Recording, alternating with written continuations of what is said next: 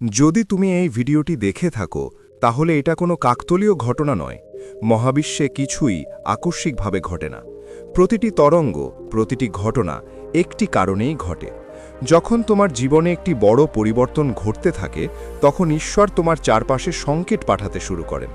কখনো কখনো এটি একজন অপরিচিত ব্যক্তির কথা, কখনো কখনো একটি বই, কখনো কখনো একটি ভিডিও।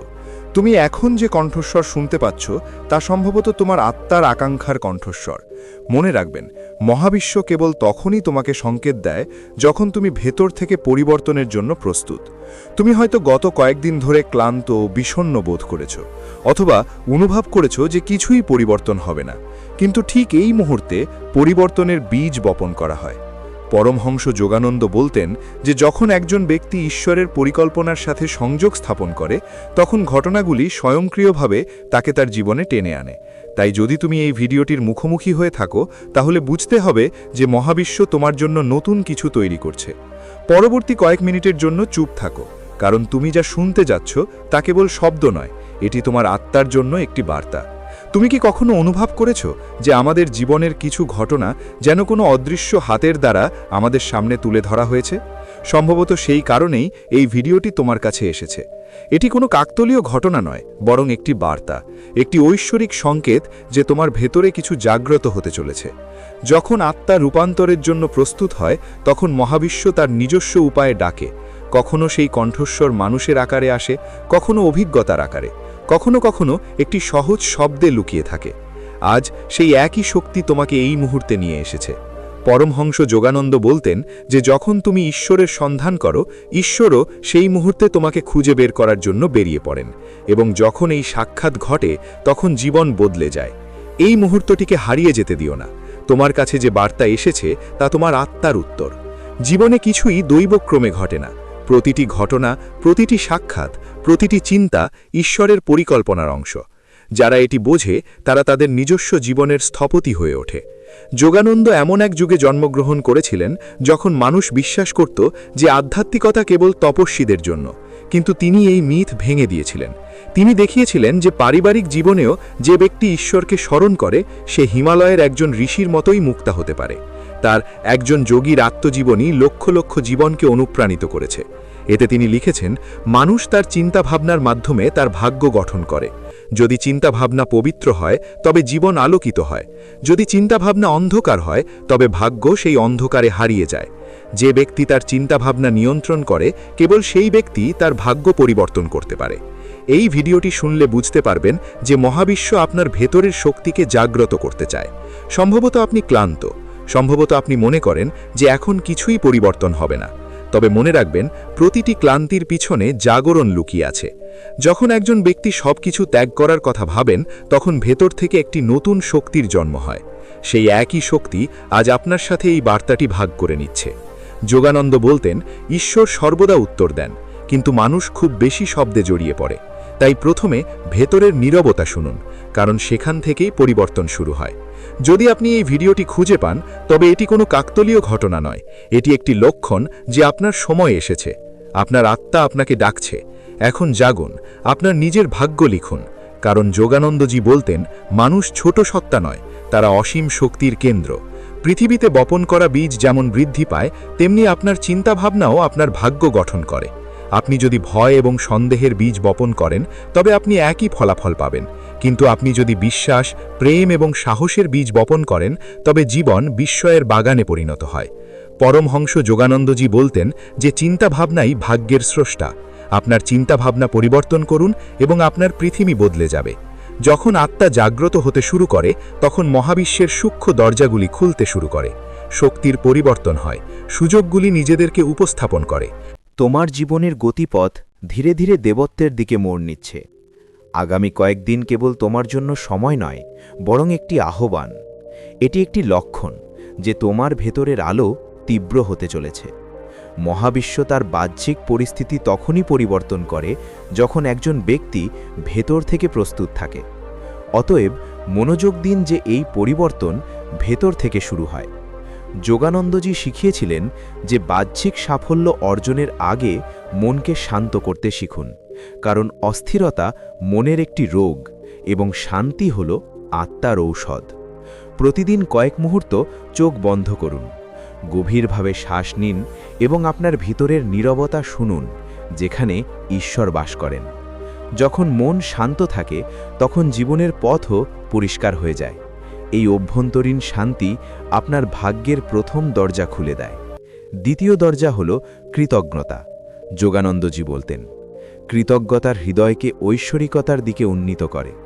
যখন আপনি প্রতিটি ছোট আশীর্বাদের জন্য ধন্যবাদ জানান, সূর্যের উষ্ণতা, বাতাসের শীতলতা, অপরিচিত ব্যক্তির হাসির জন্য, তখন মহাবিশ্ব আপনার জীবনে কৃতজ্ঞ হওয়ার আরও কারণ প্রেরণ করে। এই কৃতজ্ঞতা অনুভূতি ধীরে ধীরে তোমার ভেতরের অন্ধকার দূর করে এবং তোমাকে নতুন শক্তিতে ভরিয়ে দেয়। তৃতীয় দরজা হল ইতিবাচক সংকল্প। মনে রেখো, প্রতিটি চিন্তাই একটি কম্পন এবং প্রতিটি কম্পন মহাবিশ্বের সাথে সংযোগ স্থাপন করে। যদি তুমি বারবার মনে করো আমার সাথে ভালো কিছু ঘটে না, তাহলে সেই একই শক্তি তোমার জীবনে ফিরে আসে। কিন্তু যদি তুমি বিশ্বাসের সাথে বলো আমার জীবন বদলে যাচ্ছে, আমি ঈশ্বরের পথে আছি, তাহলে মহাবিশ্বের প্রতিটি শক্তি তোমার সাথে দাঁড়িয়ে আছে। যোগানন্দ বলতেন, আশা হলো একটি চুম্বক, যা মন যাকে কেন্দ্র করে তা আকর্ষণ করে। তাই তোমার মনকে আলো, প্রেম এবং ঈশ্বরের দিকে ঘুরিয়ে দাও। এবং চতুর্থ, সবচেয়ে গভীর উপায় হল ঈশ্বরের সাথে যোগাযোগ করা। যোগানন্দ বলতেন, প্রার্থনা হলো ঈশ্বরের সাথে কথা বলা, আর ধ্যান হলো ঈশ্বরের কথা শোনা। ঈশ্বর দূরবর্তী সাক্ষী নন, তিনি আপনার প্রকৃত বন্ধু, আপনার হৃদয়ের গভীরে উপস্থিত। যখন আপনি তার সাথে সত্যিকারের ভালোবাসার সাথে কথা বলেন, তিনি আপনার উত্তর দেন, কখনো চিন্তায়, কখনো অঙ্গভঙ্গিতে, কখনো শান্তির তরঙ্গে। এই ব্যক্তিগত সংলাপ ধীরে ধীরে আপনার ভেতরের দিক পরিবর্তন করে। যখন একজন ব্যক্তি ক্লান্ত হয়ে পড়ে, যখন আশা ম্লান হতে শুরু করে, তখন আত্মা মৃদুভাবে বলে, জেগে ওঠো, সময় এসেছে। হতাশা কেবল মনের একটি মায়া, আত্মা কখনো হতাশ হয় না। যোগানন্দ বলতেন যে প্রতিটি অন্ধকার রাতের পরে একটি নতুন ভোর জন্মায়। তাই যদি জীবন এখন ম্লান মনে হয়, তাহলে বুঝতে হবে যে আলো কাছে। আগামী কয়েকদিন আপনার জীবনের ভোর হতে পারে। কেবল আপনার মধ্যে বিশ্বাসের প্রদীপ জ্বালিয়ে রাখুন, কারণ ঈশ্বরের হাত তাদের সাহায্য করে যারা সংগ্রাম করে, এবং তার আশীর্বাদ সর্বদা তাদের সাথে থাকে যারা হাল ছাড়ে না। ভোরের রশ্মি এখন আপনার জীবনের দরজায় কড়া নাড়ছে। এটি কেবল একটি নতুন ভোর নয়, বরং আপনার ভিতরে একটি নতুন শুরুর লক্ষণ। যখন ভাগ্য পরিবর্তনের পথে জীবন প্রথমে একজন ব্যক্তিকে পরীক্ষা করে, ঠিক যেমন একজন কৃষক বৃষ্টির আগে তার ক্ষেত প্রস্তুত করে, তেমনি মহাবিশ্ব আপনার ধৈর্য এবং বিশ্বাসের মাটি পরীক্ষা করে। কখনো কখনো যখন সবকিছু ভেঙে পড়ছে বলে মনে হয়, তখনই নতুন সৃষ্টি শুরু হয়। পরমহংস যোগানন্দ বলতেন যে অন্ধকার কেবল আলোর অনুপস্থিতি, যে ভিতরে প্রদীপ জ্বালায় সে বাইরের ঝড়কেও জয় করে। অতএব যদি আপনি এই মুহূর্তে হাল ছেড়ে দেওয়ার পরিবর্তে সংযত থাকেন, তাহলে আগামী দিনগুলি অলৌকিক কিছুর চেয়ে কম হবে না। মনে রাখবেন, পরিবর্তন বাহ্যিক জাদু নয়, এটি একটি অভ্যন্তরীণ সৃষ্টি। যখন আপনি আপনার চিন্তাভাবনা, শক্তি এবং কর্মকে রূপান্তরিত করেন, তখন ভাগ্যকেও দিক পরিবর্তন করতে হবে। এই কারণেই যোগানন্দ ধ্যান এবং আত্মসংলাপকে সবচেয়ে গভীর বিজ্ঞান বলেছেন, কারণ প্রকৃত ধ্যান আত্মাকে জাগ্রত করে, মনকে নয়। তিনি বলেছিলেন, ধ্যান হলো সেই সেতু যা আত্মাকে ঐশ্বরিকতার সাথে সংযুক্ত করে।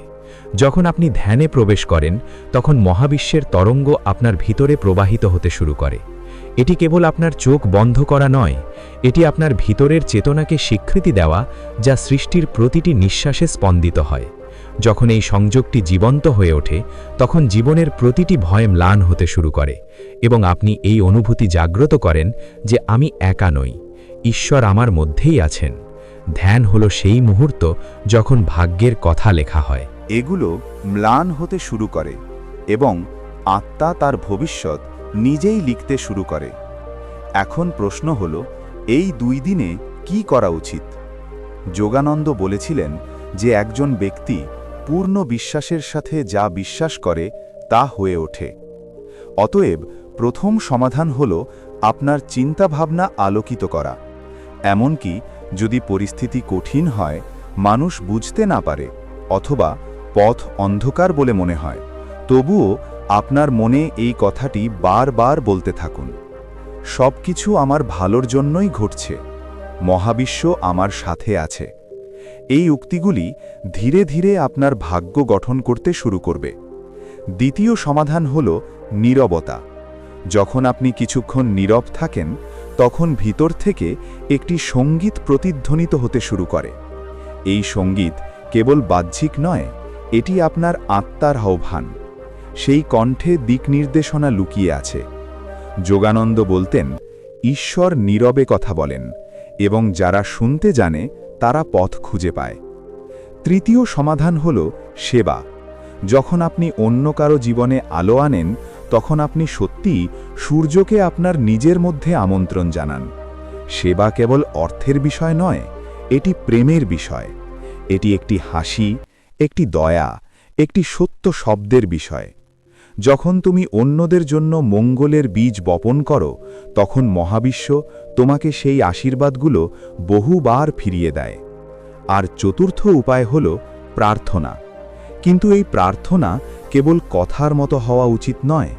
এটা এমন হওয়া উচিত যেন একটি শিশু তার মাকে চিৎকার করে বলে, আমাকে ধরে রাখো।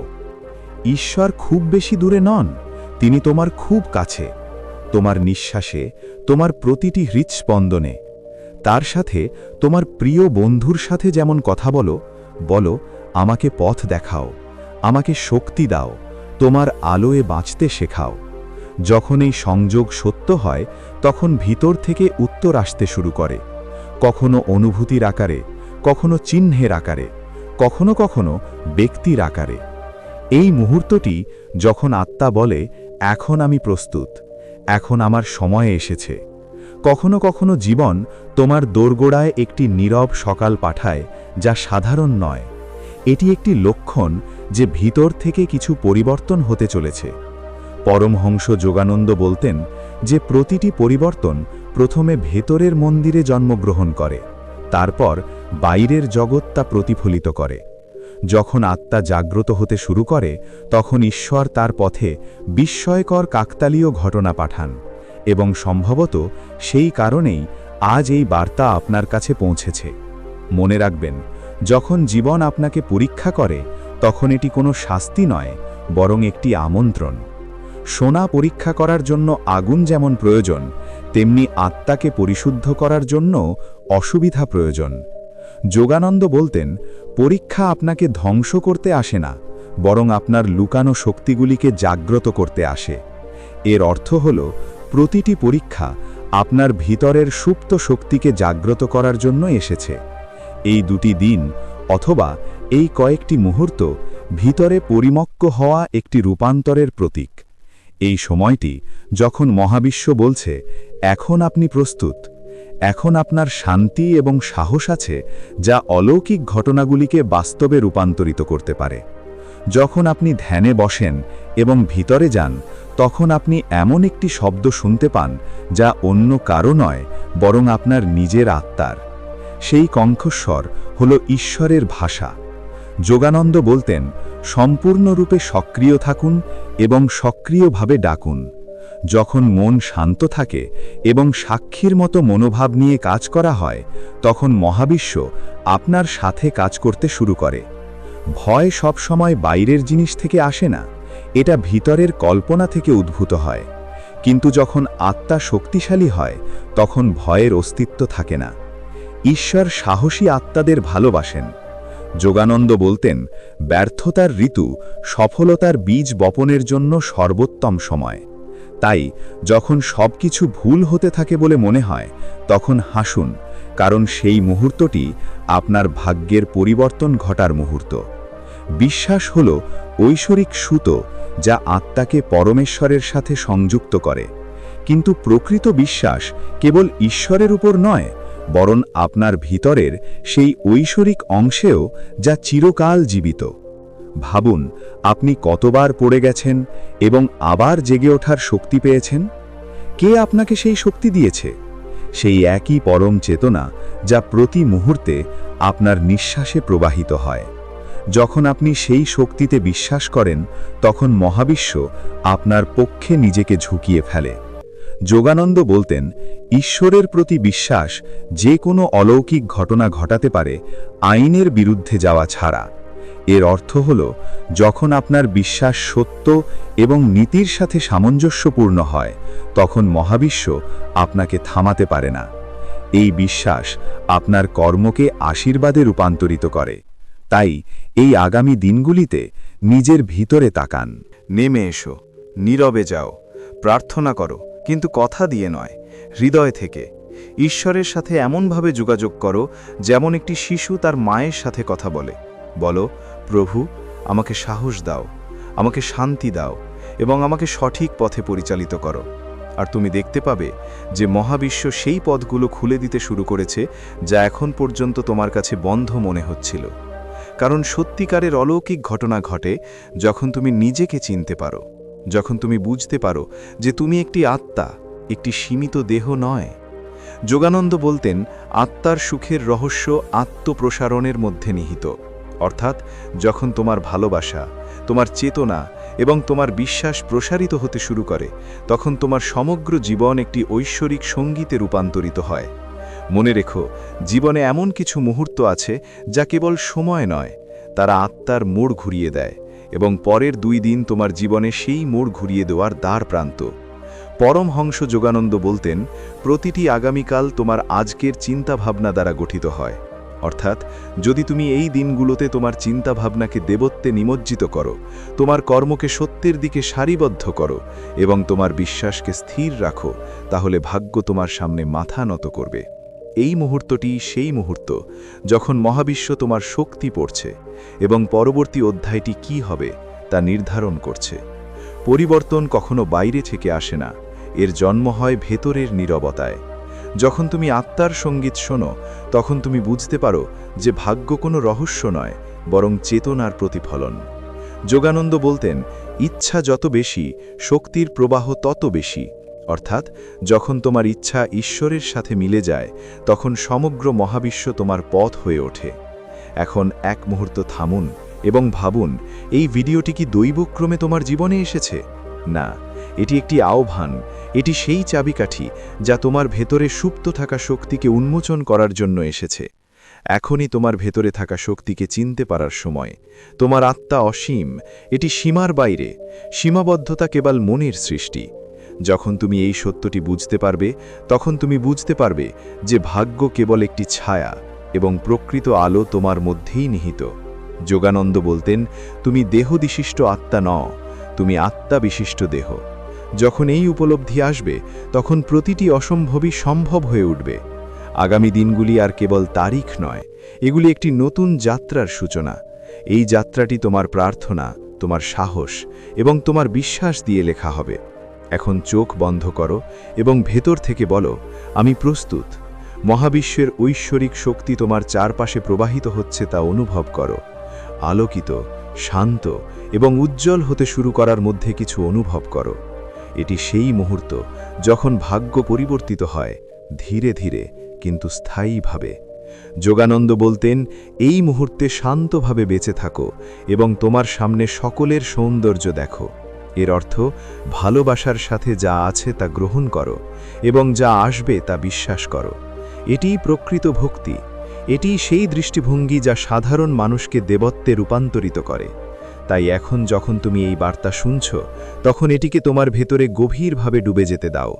যদি তুমি সচেতন, স্থির এবং কৃতজ্ঞ থাকো, তাহলে আগামী দিনগুলি তোমার জন্য আশীর্বাদ হতে পারে। বলো, আমি ঈশ্বরের সন্তান এবং আমার জীবনে যা কিছু ঘটবে তা আমার উন্নতির জন্যই হবে। কারণ এটাই প্রকৃত আত্মসমর্পণ, এটাই মুক্তির দরজা, আর এটাই সেই নতুন ভোরের কড়া নাড়া যার জন্য তোমার আত্মা এতদিন অপেক্ষা করছিল। যদি এই বার্তাটি তোমার হৃদয় স্পর্শ করে, তাহলে দয়া করে আস্থা ও বিশ্বাস চ্যানেলটি সাবস্ক্রাইব করো, এই ভিডিওটি লাইক করো এবং আমি প্রস্তুত, আমার জীবন বদলে যাচ্ছে মন্তব্য করো, যাতে প্রতিদিন এরকম আরও জীবন বদলে দেওয়ার বার্তা তোমার কাছে পৌঁছতে পারে। ধন্যবাদ।